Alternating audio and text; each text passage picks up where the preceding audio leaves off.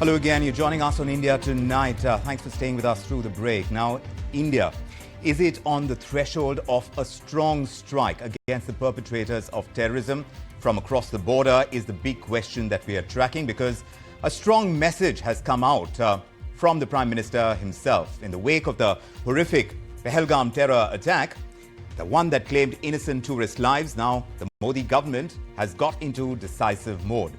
And the government has gone ahead and given the full green signal for a full spectrum retaliation to the armed forces. This is what we know, that the Prime Minister Narendra Modi has handed over complete operational freedom to the Indian armed forces. So that means no restrictions. There's not going to be any red tape. The when, where and how of this response is entirely in the hands of our military commanders. So the message from the top is quite clear, that you need to crush terror at its roots. So sources that we've been speaking to are saying that the Prime Minister conveyed his full faith and confidence in the capabilities of the armed forces. And in his words, he said, give a befitting reply, the nation is with you.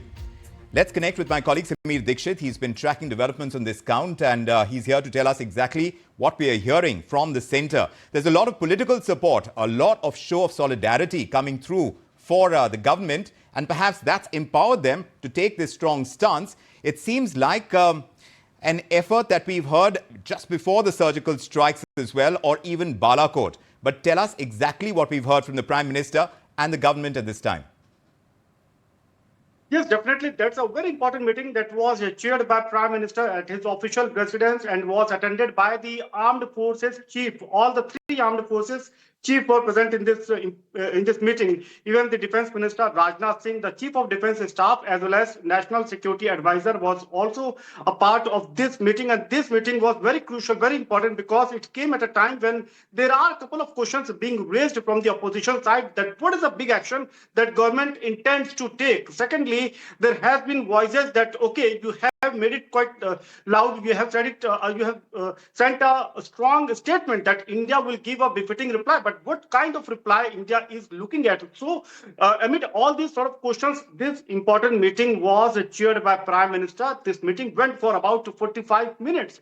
And what we are picking up from our sources, that the bold message that was given by the Prime Minister Modi to all the defense forces, to all the armed forces, that yes, government has full confidence on the capabilities of the armed forces. And the armed forces, they have got full freedom to take the operational decision. Not just this, PM has also conveyed that the decision regarding the target, regarding the time, the day, that all can be taken up by the armed forces, and strategically they can move, and government will fully back the armed forces action. So this was the bold message, the big message that government conveyed to the armed forces. And PM also made it quite clear that your entire action, your entire move, back-to-back action that you want to take should be in the line that government wants to give a befitting reply to terrorism, to the terror outfits, and want to suppress this particular problem that India has been facing so long. So that was a meeting, and post this, we can expect some sort of a strategic move coming in from the armed forces side. But let me tell you one more thing, that immediately after this meeting, another meeting started, and Union Home Minister Amit Shah, he reached to Prime Minister's residence, and his meeting with the Prime Minister also started. But when this meeting went for about like 15-20 minutes, RSS Chief Mohan Bhagwat also joined. He also reached to Prime Minister's residence. So these back-to-back meetings had a very strong message, and the kind of development taking place here at Delhi is the big message that government wants to convey, that yes, India has faced a terror attack, but largely India is ready to give a response, a strong answer, and will definitely try to bring justice to all those who have the innocent lives who were lost in the Pahalgam terror attack. Question came up, Sameer, when we were just debating this with some defense experts and also a political commentator, about the modus operandi when there is a situation like this. Those meetings have been taking place. Of course, it's like a war room setting. And you said there are representatives of the armed forces that are part of that meeting. And the question that came up is a strategy already formed, after which the Prime Minister gives out a message, the kind that he has, giving full kind of freedom to the armed forces to act at will. And like you said, to decide the time, the place, all of that has been left to the armed forces. But does that mean that a strategy has already been formed? Absolutely, Vikram, you mentioned in a very right way that a strategy has been formulated.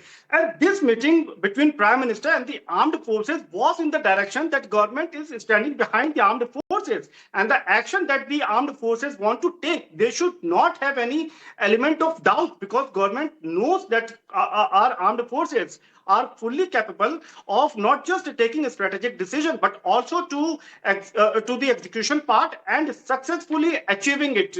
So government has conveyed that message. Now, another important thing, let me add over here, Vikram, that as per diplomacy, India won't announce any sort of military action initially. In the first instance, India won't announce any sort of military action. Whatever strategy has been formulated, maybe if there is any military operation that will take place, but that will be announced to the public post the success of that particular operation, as we have seen during the Balakot airstrike. So in that case also, government took a tough stand. Government did the airstrike, and post the airstrike, it was informed to the nation. Yes. And the similar kind of action we might see in this case as well, where the government, though the strategy has been formulated and the armed forces might be executing it, but yes, government, as per diplomacy, will be announcing or might announce it once the operation has been successfully accomplished. Right. Now, one more thing over here, if you want to analyze this meeting, one more message that government wants to convey to the masses or to the global platform, that India is capable, and India knows what the problem is the country is facing with the neighborhood, and India is capable enough to tackle Yes. it. India will tackle it on its own way. Yes. No third-party intervention will be accepted or required over here. That's Because an we have important. seen a couple of articles, couple of development on the global scale that came in, that they are ready to help to negotiate amid the tension between India and Pak. Yes. But yes, India has conveyed that no such negotiation or intervention will be accepted by India. India has also slammed Pakistan at the United Nations. But yes, there has been this diplomatic dressing down as well. And what real international leverage that gets for New Delhi at this time is going to be very closely watched. But to decode the defense implications, defense expert, retired Major General G.D. Bakshi is with us on this leg of the show. Major General, it's always a pleasure getting in your perspective. But considering what we are hearing from the government, is your understanding that India is going to strike harder this time? We've heard this kind of statement coming through from the Prime Minister during the surgical strikes, during Balakot as well. Do you think India is going to strike harder this time? I'm very certain that we will strike much harder than during the surgical strike or the Balakot airstrike, because to my mind, those were strategic signaling. They were part of a strategic signaling process, thus far no further. They were part of a shot across the bow. What we have to do now would amount to deterrence by punishment. That means you inflict enough pain on Pakistan to make it desist from such adventurism, from such repeated mass casualty terror strikes on Indian soil. You have to raise costs and consequences for Pakistan in a significant manner. And that, to my mind, would involve an integrated approach.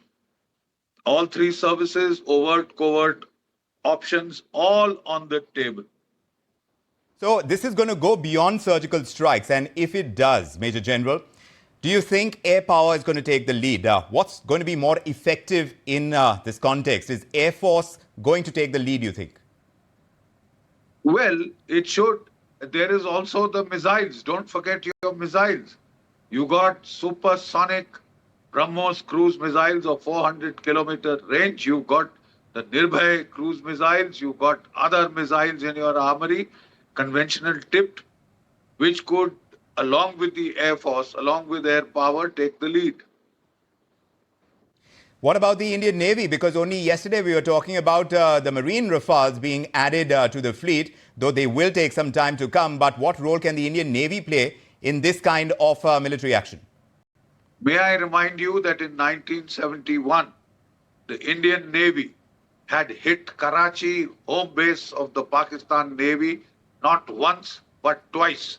On 4th December 71, repeated the strike on 8th December 1971.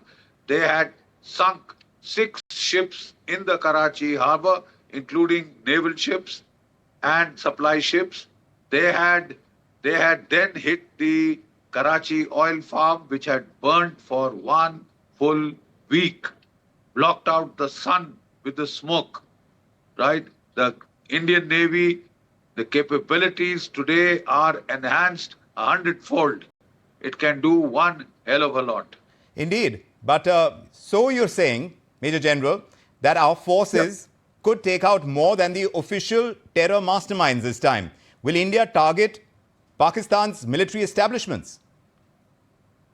To my personal view, it should. What they choose is the business of the Chief of Defence Staff and the 3 chiefs who are very competent, very professional. So I'd leave it entirely to them. The Prime Minister has left it entirely to them. So, in your understanding, is Rawalpindi going to pay the price for terror? It should. Who is the real terrorist? Who instigated this attack? It is it is General Asim Munir. He wanted an extension. He was desperate for an extension because he's going to retire in October this year. And every Pakistani chief wants to cling on to his seat like a magnet, right? And to that extent, he had given that idiotic civilizational war speech, that Samuel Huntington-esque clash of civilization speech, which was followed up by this near communal attack on unarmed, innocent tourists. 26 killed, 17 wounded. It's not a small matter. It has to be responded to with a suitable amount of force which can inflict pain and consequences on Pakistan of an order which would deter Pakistan. Major General, you mentioned very clearly deterrence by punishment. So, Yes. when you say that, I want to ask you how far you think India is going to go to punish Pakistan this time, given all the moving pieces, and that includes our diplomatic measures, that includes how India has been saying in recent times that this country is on the side of peace when it comes to the ongoing conflicts in Ukraine or West Asia. Look, we have had 26 of our innocent tourists killed. Those sites were heartrending. They have been put to permanent peace. So let's not give homilies on peace now, because if you have to defend your people, you have to defend your people, right? That's number one. The government has adopted a whole of the government approach. We are waging economic warfare through the abrogation of the Indus Waters Treaty. We are putting diplomatic pressure across the board, and now we are going to follow up with kinetic military strikes.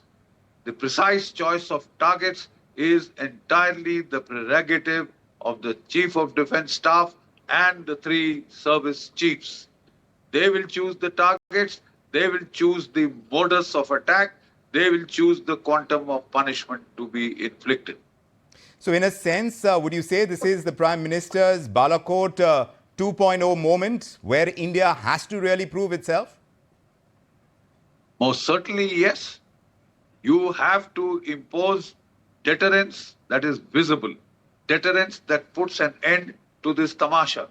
2016, as I mentioned, for a few months, Pakistan was quiet after the surgical strikes.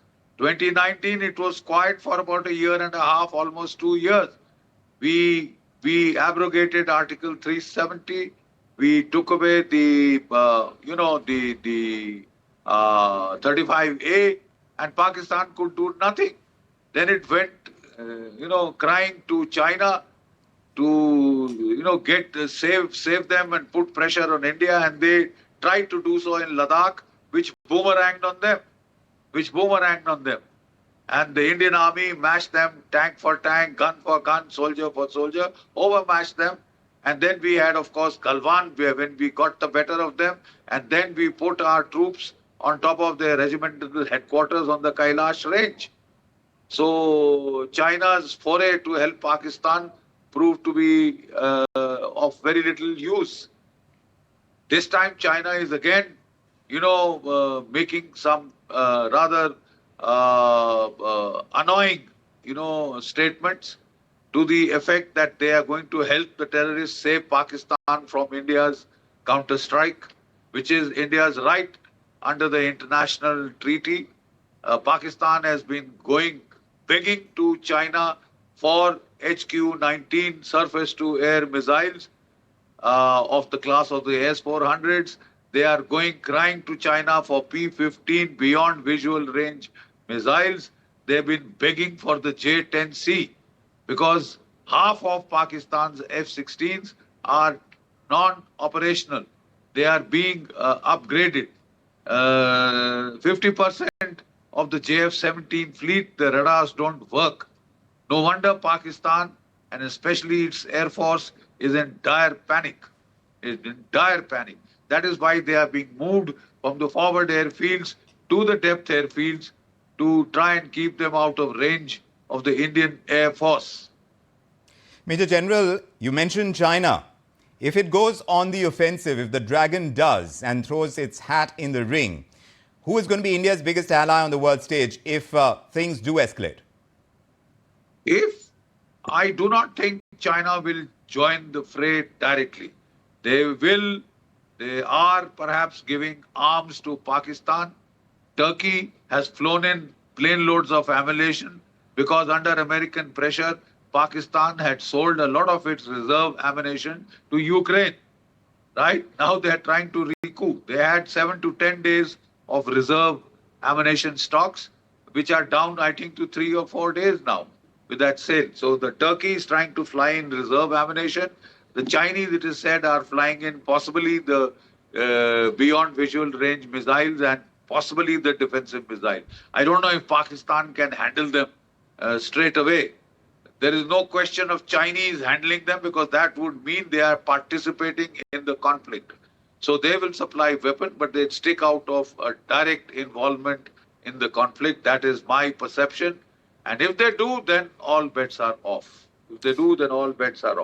I don't think they will. When you say all bets are off, is that a real shift in doctrine where India is concerned after Kargil in 1999, when India chose to act within conventional bounds under international scrutiny?